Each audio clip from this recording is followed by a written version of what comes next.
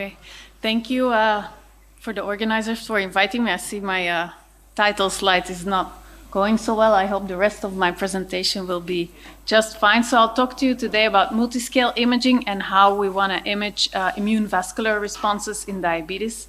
My name is Katrien Vandoorne. I'm from the Technion, from the Faculty of Biomedical Engineering. So we do multiscale imaging.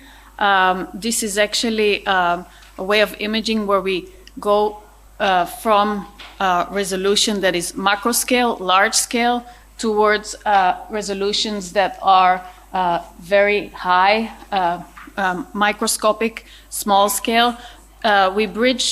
Doing that, we bridge gaps across spatio-temporal scales by utilizing multimodal imaging. And you can actually best compare that with Google Earth, where you can see at large scale the whole planet.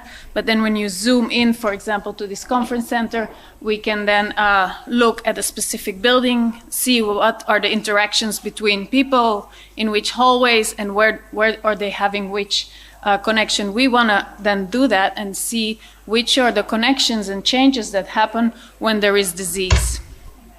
And this is an example of our PET-SPECT CT imaging of a mouse. You see in red the blood vessels, you see in blue 18F-FDG for glucose uptake, and you can see the spleen in purple, and the skeleton as you see it here. When you then, for example, focus on the skull, there are some channels that connect the bone marrow niches from which the immune cells originate, and they are connecting the bone marrow niches, which are here, to the brain or the damaged brain, which is there. Then you can go deeper and look into cells that are actually moving from the bone marrow niches into the damaged brain. This is one of the images I took during my postdoc. So I hope my slides will go well now, but I see the titles are not in the best status. I made it on a Mac, so I apologize up front. So I work on cardiovascular disease and aging because this is still one of the major problems in biomedical research today. And we all know, or we classically understand that cardiovascular disease is a cholesterol storage disease where these fatty patches cause disease. But this classic understanding is actually not right. The real driver of cardiovascular disease is inflammation, where immune cells cause disease, and endothelial cells are very important in these mechanistic changes.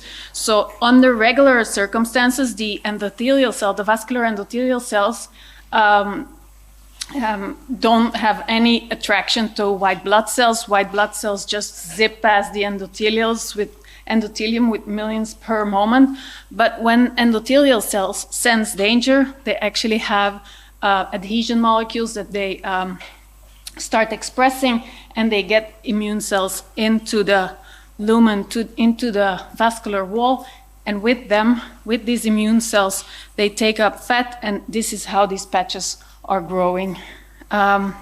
So in my research, I do look at immune vascular changes, and we know that the immune cells come from the bone marrow. In the bone marrow, there are hematopoietic stem and progenitor cells that give rise to all the leukocytes, and under normal circumstances, they have housekeeping jobs, and they fight infection or clean up damage. But when there are risk factors like aging or diabetes, these hematopoietic stem cells start proliferating, they're activated, and they give rise to an increased amount of leukocytes that eventually do damage to vital organs like the brain or the heart.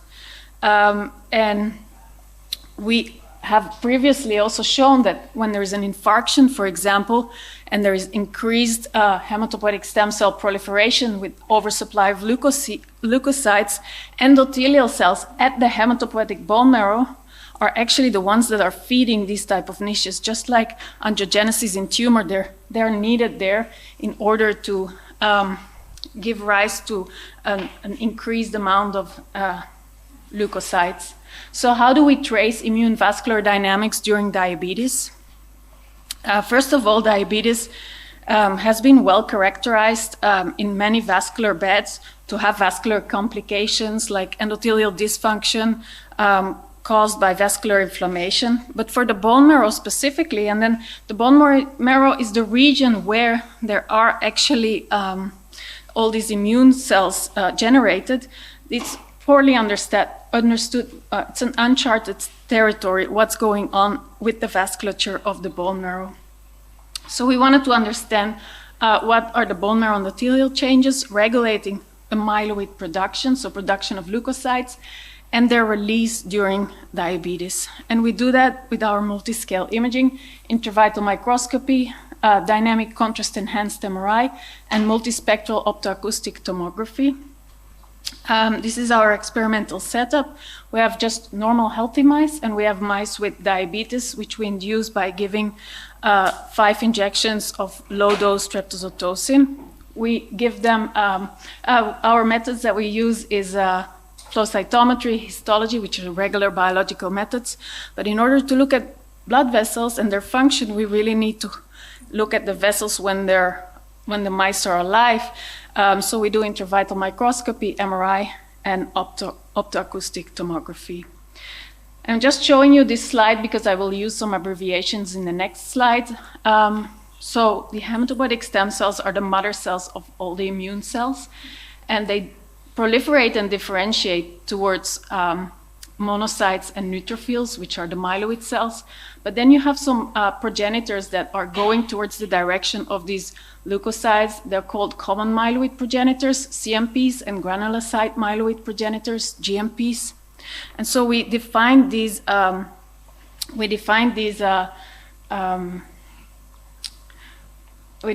groups, the GMPs and CMPs, in healthy and diabetic mice, and we could see an elevated myeloid cell production in the diabetic marrow. You can see here an increased amount of GMPs and an increased amount of CMPs, so more myeloid cells being produced. So we also looked in the peripheral blood, and we saw an increased amount of neutrophils and monocytes in diabetic mice. When we identified endothelial cells by flow cytometry, we could also see that this increased hematopoietic stem cells, GMPs and CMPs, was actually supported by an increase in vascular endothelial cells. So if there's more hematopoietic stem cells, they also need to get more oxygen and nutrients, and this is done by having more endothelial cells. And we verified that by endomucin staining. And next we went on to intravital microscopy. It's a semi-invasive method where we have a little skin flap and we look with the confocal microscope right onto the skull marrow. There's a little layer of skull, and then straight under it is the bone marrow. We use mice that have a reporter for sprouting vessels. These are Apollin rosaceus green mice. And once we inject tamoxifen, from that moment onwards, new sprouting vessels are green. And first, we actually wanted to look at permeability. We labeled albumin fluorescently and injected it and did time-lapse imaging, and we could see that albumin extravasated faster in the mice that have diabetes. Especially in this region, you can see that there is increased permeability. Then we did some Z-stack imaging, and we looked not only on the permeability on the albumin, but also the amount of blood vessels with CD31 and the amount of sprouting vessels with Apollin-Zeus green. And we quantified it, and we could see indeed higher levels of permeability, higher levels of CD31 positive vessels, higher levels of sprouting vessels, and more junctions that we quantified on this angio tool, as you see here.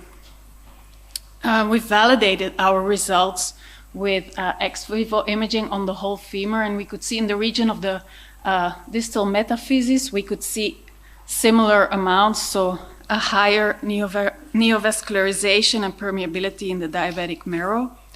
And that the intravital microscopy is a really micro scale. We look at the cells and the changes in the blood vessels only on the skull at a very small level, but then we wanted to also to look at an organ level, at the femur, which is the largest bone in the body, and do MRI. So we labeled our albumin with gadolinium this time for MRI, and we looked at time-lapse imaging. We saw the first measurement we do is the endothelial density, is the intercept with the y-axis. This is the fraction. It gives you an idea of how dense the blood vessels are in this region. That's the fractional blood volume. And the second measure that we took is the slope, or how fast the albumin extravasates, and that's the permeability times surface area product. And we could see that both of these parameters were increased in the diabetic mice. So we saw enhanced endothelial density and enhanced permeability. The next thing we did is, this is a non-invasive method where we shaved a little bit the skull, and we looked at the skull bone marrow with optoacoustic imaging, multispectral optoacoustic imaging. And this allows us to look at oxygenation levels of hemoglobin. And we could see that the diabetic mice have lower oxygenation levels of hemoglobin, which means that there was hypoxia. We verified that with pimonidazole staining, and we could indeed see and correlate the fact that there is hypoxia with the amount of blood vessels. So there are more blood vessels and more hypoxia. So to summarize this part of the talk, when there is in diabetes a high blood glucose level, there is high myelopoiesis with hypoxia near the bone marrow. This gives rise to permeability, endothelial cell density increase, and angiogenesis. And these are very interesting features to know about the bone marrow. So we took these results and then wanted to move them in something more practical. Could we use this increased permeability, for example, to make a biomarker for severity of inflammation? So that's the next thing we wanted to do.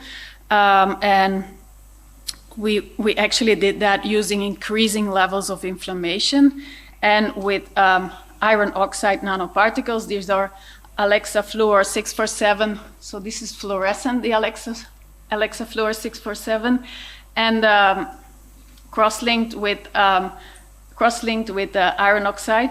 The iron oxide is visible in the MRI, and the Alexa Fluor is used to image the particles not only optically but also in the microscope. And these type of iron nanoparticles are pretty well studied in order to look at sites of inflammation. For example, if there is a stroke, you can inject iron nanoparticles and you can see the stroke. If there is an infarction, you can do the same. Any inflammation has been looked at with these iron nanoparticles. It's been thought of that they're taken up, these iron nanoparticles, in the bloodstream. So we just did a sanity check in cell culture, and we saw that these nanoparticles are taken up, the Clio nanoparticles, through endosomal uptake. And when we incubated the cells with nanoparticles, we could see and detect increasing levels of Clio nanoparticle incubated cells, both in the MRI and in optical imaging, as you can see here. We then wanted to see if the uptake would be changed when there is elevated levels of inflammation. So we had three groups: the regular control mice, we had mice with LPS. These are lipopolysaccharides that are the outer layer of the bacterial cell wall and cause disease. They're very well studied, and we injected them in the muscle of the rear limb.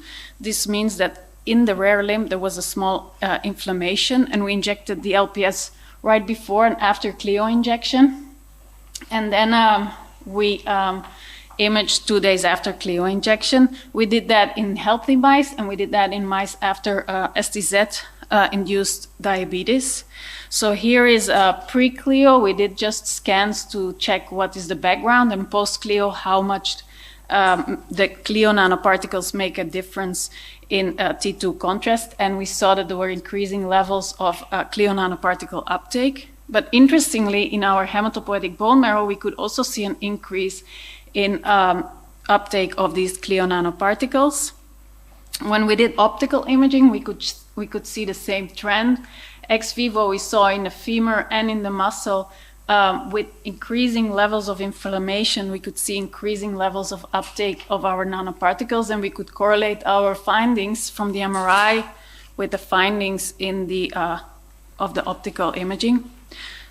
So first of all, we wanted to see why is it that these particles are taken up higher at higher levels of inflammation, and we probed again permeability, just with albumin labeled this time with rhodamine. We inject it, we let it circulate for an amount of time, and then we look at histology, and we could see an increased amount of permeability through the albumin that is in increased levels at the bone marrow. We also probed in this study with gadolinium the amount of edema in the bone marrow, and we could see increased levels of edema. So part was for sure permeability, but then we also wanted to look if maybe at the lower level these nanoparticles are taken up as well. So you have your mature immune cells, the monocytes, macrophages, neutrophils, we call them lineage positive cells. You have your progenitor cells that are lineage negative and c-KIT positive, and then you have your very immature LSK cells, so they're lineage negative, SCA1 positive and c-KIT positive hematopoietic stem cells. And we looked how many nanoparticles each of these levels take up, and we saw that the mature lineage positive cells take up quite a bit of the Clio nanoparticles, but actually also on the level of progenitors, the LK cells, we could see that they take up, even percentage-wise, the most Clio nanoparticles. And then when we looked at the very immature hematopoietic stem cells, we could see that even there was differences in uptake of these Clio nanoparticles. And then we actually did intravital microscopy with the skin flap. In white, you see the Clio nanoparticles. In red, you see the vessels.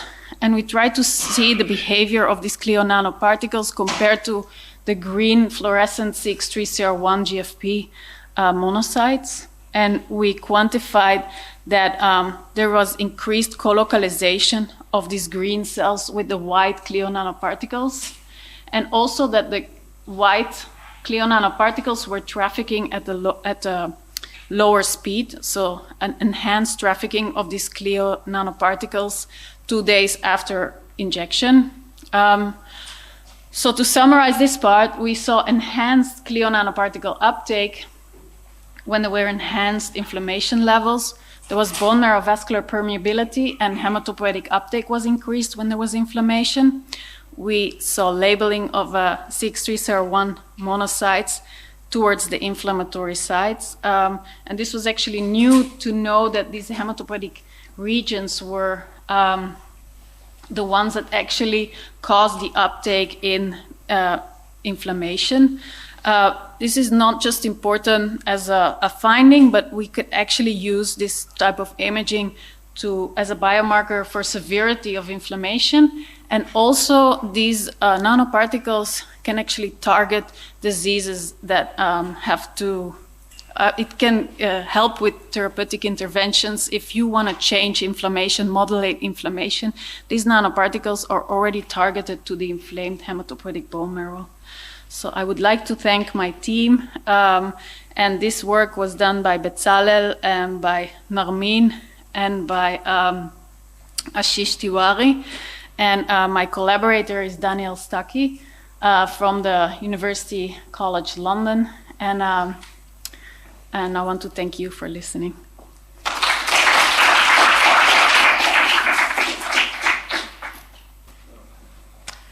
Thank you for an excellent presentation. I was just wondering, do you see there's an overlap between your findings and the condition that we see mainly in adults of bone marrow edema syndrome? And is there some sort of continuum that addresses that, given the lack of clarity in the etiology of bone marrow edema syndrome in adults?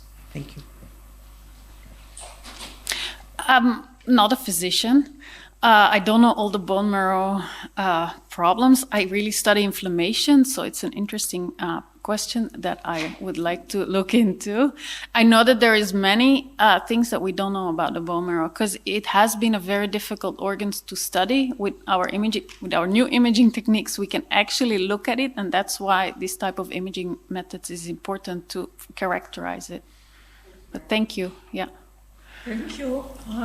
I realize it's not a biochemical study, but still, is this inflammation specific to diabetic, whatever you see, or you see similar phenomena like atherosclerotic plaque? And maybe you still have some knowledge about whether it's induced by the IGF or it's VGF oriented. What's the trigger for this neurovascularization that you see in the diabetic one? Yeah, so we also did a study on infarction, or I also did a study in infarction during my postdoc. There we actually looked at blood VEGF levels, and there we saw that blood VEGF levels were increased. So I think it's systemic factors that make a change on these blood vessels. And then there is local factors on the breakdown or not of this VEGF, that's for sure. But about diabetes itself, this model is with streptozotocin. It's a model of type 1 diabetes. We are now working with more models of type 2 diabetes to make it more realistic. The hyperglycemia is the core factor that changes the vasculature and that we wanted to look at in this study. And once the vasculature is changed, there is an immune response to that. So we believe it comes from the hyperglycemia that changes the endothelial cells, that then by itself changes the immune, activates the immune changes. Just you answered the comment, because STC is more of a type 1 diabetes. And I just want to compartmentalize this. In this case, there's a lack of insulin. And when there's a lack of insulin, you don't have insulin causing, the proliferative effects of insulin. So insulin is gone. This is not typical for most aging cases. Most aging cases will be like your comment just now, is more type 2. Right. And we're measuring glucose because it's easy to measure being glucose. In type 2, most of the diseases occur because of a high insulin. So these are really two different type of diseases, type 1 and type 2. So, so you actually answered the comment just now. Yeah. Thank you. So thank you very much.